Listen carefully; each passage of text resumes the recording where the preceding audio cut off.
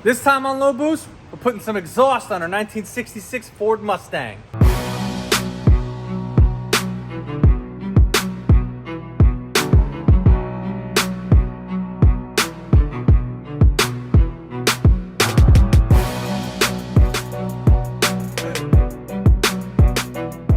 Alright, we are getting really close to firing up the Mustang. We did a bunch of stuff to it, so if you haven't seen any of that stuff already, hit the subscribe button and go back to watch all the other episodes that we have. We put the headers on, they're eBay headers. We probably should have got better ones than the ones that we got. I'm going to go over that a little bit. They are long tubes and they're designed, they should be able to work with this exhaust setup here. This is 2.5-inch dual exhaust setup that is a Summit Racing brand. I'll put a link to them in the description below. I'm going to do a full install on them to show you guys how it goes on and if it's a good install or if it's crap. Of course, I'll be honest and transparent. Here we go.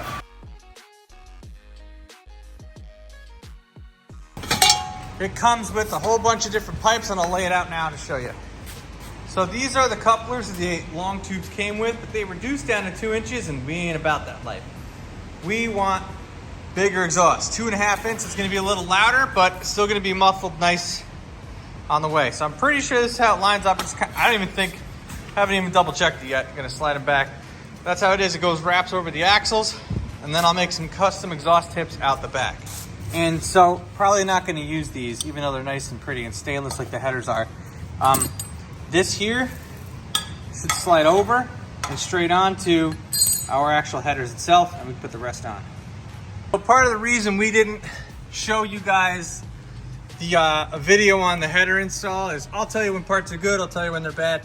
Obviously, you're gonna run into problems when you're installing headers. So not only did we have to smash away the, I don't know if I can show you here. Not only did we have to smash away the shock tower to get that to fit, we have to bend this here to get that to fit. And I have a jerry-rigged ratchet strap pulling the header out because our linkage for our transmission hits it. And so we're gonna give it some heat. Hopefully it stays like that. Fingers crossed. But this has been a pain, but you know, it'll work, but it's gonna take some massaging. So I wouldn't recommend these headers. These are just eBay ones, by the way. That. Over there. This is the tailpipe. Yeah. There.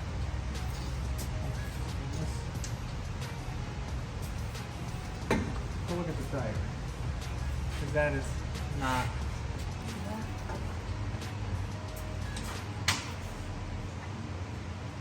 That means that this has to. I think we have it.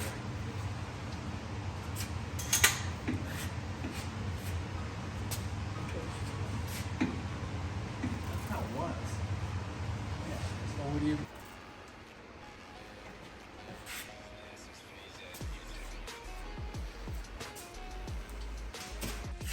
All right, so what we ended up doing with this is the original instructions say that this pipe goes in, but when it was in, it was over here. That didn't really work. So the main reason is because these long tubes are pointing inward already. They're not original, they're eBay ones. We can address that at a different time. But if we went out with the pipe and straight, we had to cut this off because this pipe came to about here. So we had to cut it to about here to get it in. And then once we did that, we put a hanger right up into here. So on this side, it'll be here onto the back of this. I'm gonna move this brake cable over just a little bit more.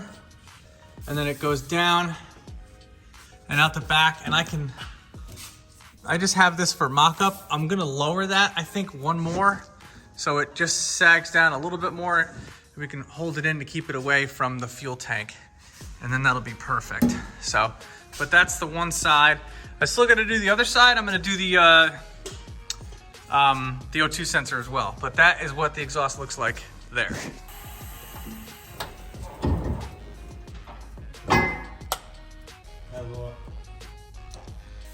All right, guys, this month's featured tool is my Milwaukee electric ratchet wrench. This thing is absolutely awesome for getting into tight places, whether you're working on an old school muscle car or newer BMW like this.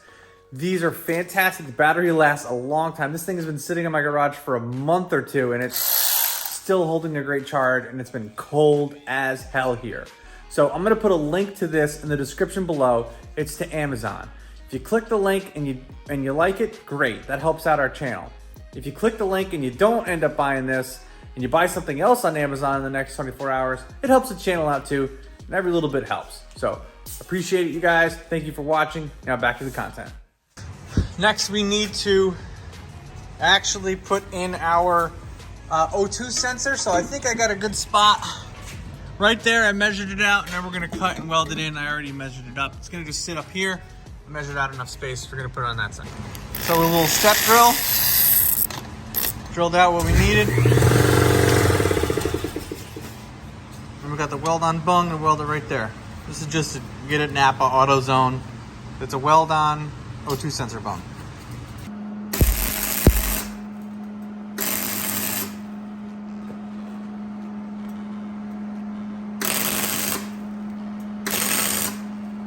Because we're running it a little different, we got to mark it. So we are going to have to cut it. So I'm going to mark it like right here.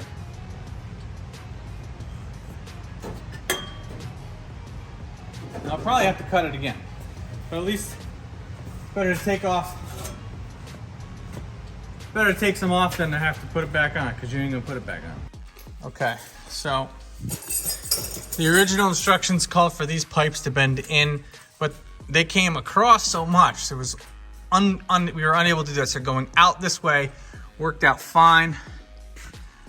Got our O2 sensor there, pipes there, up and over, and I used the original spot here for the 6-cylinder.